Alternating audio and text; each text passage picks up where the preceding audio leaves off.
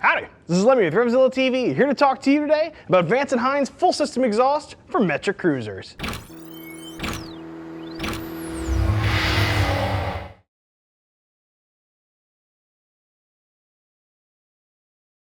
You should be looking into a Vance Hines exhaust for your bike for a multitude of reasons. You want it to sound a little bit more authoritative and you want a better looking exhaust. You should probably also be looking into a full system exhaust if you also want the additional bump of a couple of ponies, freeing up some horsepower, making your scoot move a little quicker. I'm also imagining there's a fourth group of you folks who are also looking to replace perhaps a factory exhaust you've damaged in a crash. These are currently being made for a lot of different motorcycles by Vance Hines. Use our bike finder, we're going to show you the stuff that fits your bike specifically. These are really application specific, so make sure you're getting your bike info in there so we can get you the right stuff. Installation on these, I'm going to call about a 2-bearder on our BSD or beard scale of difficulty. Most of you should be able to attack this on your own in your own garage with a decent set of hand tools, but there are a couple of pitfalls you want to watch out for in the installation process. All in all though, should be pretty simple for most of you. So let's get right into things. As I had mentioned, most of you are probably considering a Vance Hines exhaust because these things look awesome and they sound great. From the aggressive looks of this big radius 2-in-1 you can see here to the all business pro pipe you can see behind me, Vance Hines is sure to transform the look of your metric cruiser.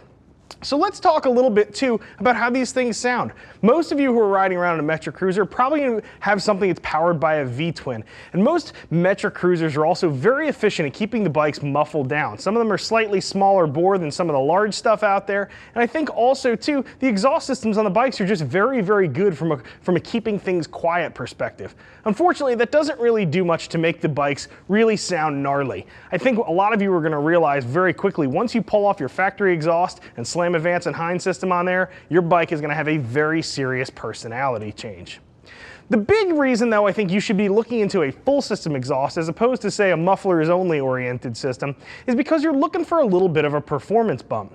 Now those of you who are riding some pretty serious metric cruisers recognize that those bikes make a fair amount of horsepower, sometimes quite a bit more than their Harley brethren. For instance, this pipe you can see in front of me, this is for a Yamaha Raider XV1900. It's a fast motorcycle. There's absolutely no reason at all you shouldn't unlock a couple of the ponies that the factory left on the table.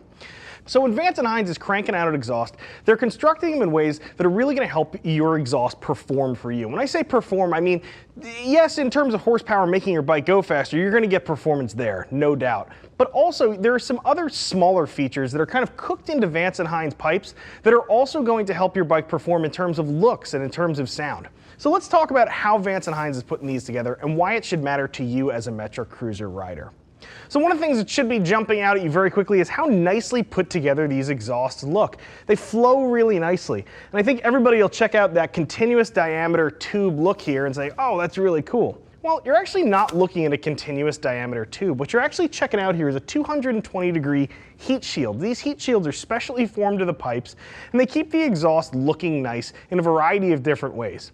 So first and foremost, because they provide an air gap between the pipe and the shield itself, they help keep things from coming into contact with hot pipes. So it's a little bit more difficult to burn boot leather onto your exhaust simply because you're not actually touching the exhaust. In most cases, the only thing you can contact are the heat shields themselves. They still get hot, but they don't get hot enough necessarily to do quite as much damage as the tube through which exhaust is flowing. One of the other things the heat shield is going to do for you too is keep your exhaust looking new all the time. Chrome to steel just has this nasty habit of bluing and turning gold. It just doesn't look good over time. Even if your bike is perfectly tuned, you'll find a lot of the times chrome pipes just wind up looking a little bit nasty over time. The heat just takes its toll on the steel and it takes its toll on the chrome. Heat shields are going to keep the pipes looking beautiful for a good long while. The other thing they're also going to do too is hide some of the welds. And the reason I say they're going to hide some of the welds is because Vance Hines, construction-wise, uses a couple different diameters of pipe in the exhaust itself.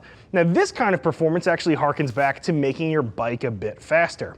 So when Vance Hines makes an exhaust, you'll note they use several different tube sizes when they're actually putting an exhaust together. And that's not them just picking up scraps off the ground trying to make something fit. Instead, that's actually pretty carefully controlled. As your exhaust is moving through your pipe, when it hits a larger diameter of pipe, so when you have a small pipe made it up to a larger pipe, as that exhaust rips through there, it rapidly expands to fill the new larger volume. What that does is it keeps the exhaust velocity up. So it means the exhaust gas is moving very quickly through the pipe. It helps free up your motor to make power and actually transfer some of that power to the crank rather than wasting its breath trying to push exhaust out of the exhaust pipe itself. So keep that in mind. When you see those welds on the backside of a Vance & Hines system, that's actually a pretty decent sign that they're thinking a lot about how to make best power out of your bike. One of the other things you should know too, when we're looking at stuff like this, you can see we have all chrome systems up here too, but it's not necessarily all chrome that will be available for your motorcycle. Every Vance & Hines exhaust system is chromed, and the black systems are covered with a black shield, and that's also intentional. Chrome is an incredibly durable surface treatment. So what Vance & Hines does is uses chrome to protect the exhaust pipe within, and then one of the other things they're going to do is use those heat shields, and they'll actually turn those into the black heat shield. It gives the appearance of that black exhaust, but you still retain the benefit of that super protective chrome, keeping your exhaust looking good and rust-free for years and years and years. So let's chat just a little bit now about installation. As I had mentioned, most of you are going to be looking at a 1 to 2 beard setup on our BSD, our beard scale of difficulty. Removing your old exhaust isn't too awful difficult. You will want to make sure that you have some sort of method of dealing with your oxygen sensors. Specialty oxygen sensor socket can go a really long way here. They're fairly expensive electrical components. The tool to actually manipulate them isn't very expensive at all. It can save you a lot of money in replacement parts. So just keep that in mind when you do get into things.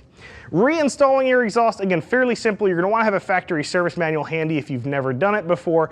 Really is not a very difficult job. You're bolting stuff up. You're going to loosely assemble the entire exhaust, snug everything down, wipe everything, of course, to keep your oils and fingerprints from burning into the pipes that first time you fire it up, and you should be set to rock and roll. The only thing that to me pushes this into that 2-beard territory, those of you guys who are rocking these on pretty quick cruisers, you're looking to make big power, and that means not only do you have to modify the exhaust on your motorcycle, but you also want to modify the fuel as well. So whether that's a rejet for your carburetor or perhaps you're looking at a fuel controller, you've also got a little bit of additional work to do. At RevZilla, we recommend adjusting your fuel controller whenever you do put a full system exhaust onto your motorcycle. If you don't have a fuel controller existing, you're probably going to want to think very, very hard about grabbing one.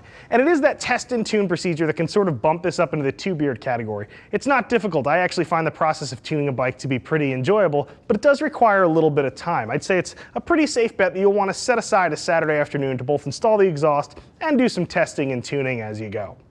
I really like Vance & Hines exhaust. While I don't use it on a Metra Cruiser, I do use plenty of their exhaust pipes.